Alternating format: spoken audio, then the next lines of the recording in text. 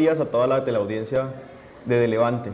Estamos aquí nuevamente en su sección jurídica Defiéndase con Ley para hablar de los temas que a usted le interesan. Agradeciéndole a las personas que día a día nos escriben a nuestras redes sociales, a las redes sociales del canal, en Twitter y en Facebook, para solicitar información y temas de su interés de relevancia jurídica. Nos han solicitado este tema y por eso hoy hablaremos de él. Hablaremos sobre la ley de insolvencia para personas naturales en Colombia, cómo funciona esta situación. Una persona jurídica, es decir, una empresa, puede ser susceptible de caer en quiebra o de caer en multitudes de deudas, los cuales puedan acarrear una situación de bancarrota. Asimismo, una persona natural también es susceptible a este tipo de situaciones, cuando adquiere diversas deudas que de pronto acaparan gran parte de su patrimonio y los pasivos son más que los activos dentro de su patrimonio. ¿Puede una persona renegociar sus deudas? Pues evidentemente sí.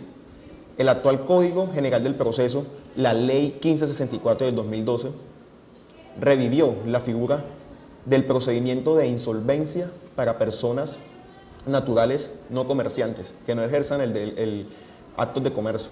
Una persona natural, común y corriente, que de pronto tenga algún crédito con un banco y esté endeudada con dicho banco, o con alguna fundación o con alguna entidad crediticia, o aún con alguna persona natural.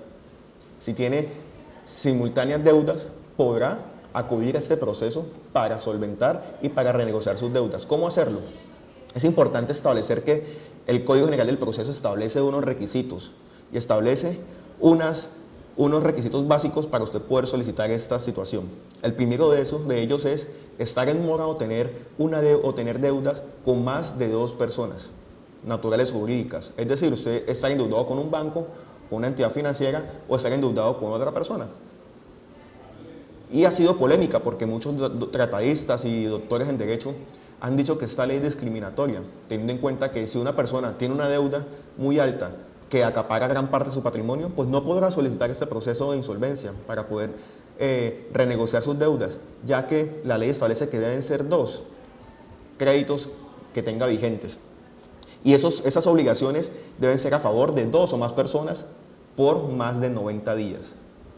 Asimismo, es importante que esa persona tenga en cuenta que a la fecha debe tener en contra 2 procesos, ya sea uno ejecutivo o de jurisdicción coactiva, para poder solicitar ese proceso de insolvencia.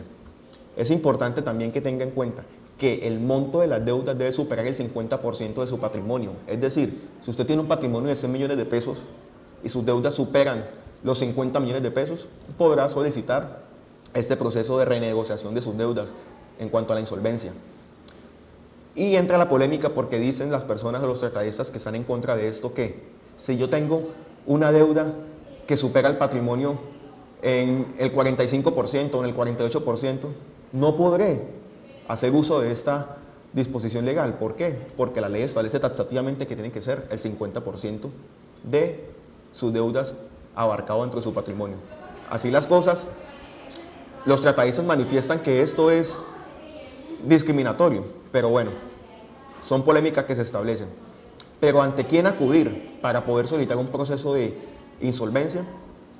La ley establece que los competentes son los centros de conciliación, en este caso los consultorios jurídicos que tienen centros de conciliación debidamente avalados por el Ministerio del Interior y de Justicia, asimismo las comisarías de familia, las notarías y evidentemente las cámaras de comercio que tienen sus centros de conciliación y tienen sus conciliadores en lista para poder efectuar ese tipo de conciliaciones y poder citar a los acreedores y hacerles el llamamiento con el fin de poder llegar a un acuerdo respecto al pago de esas deudas sin necesidad de adentrarse en un proceso judicial que va a haber afectado tanto usted como deudor como el acreedor. En ese orden de ideas, usted deberá solicitar ante el ente competente, que es el Centro de Conciliación avalado, y por medio de abogado o personalmente citar a esos acreedores, manifestando, obviamente, identificando a cada acreedor, identificando la deuda, el monto de la deuda principal, los intereses y la fórmula de arreglo a la que usted quiere llegar. ¿Cómo va usted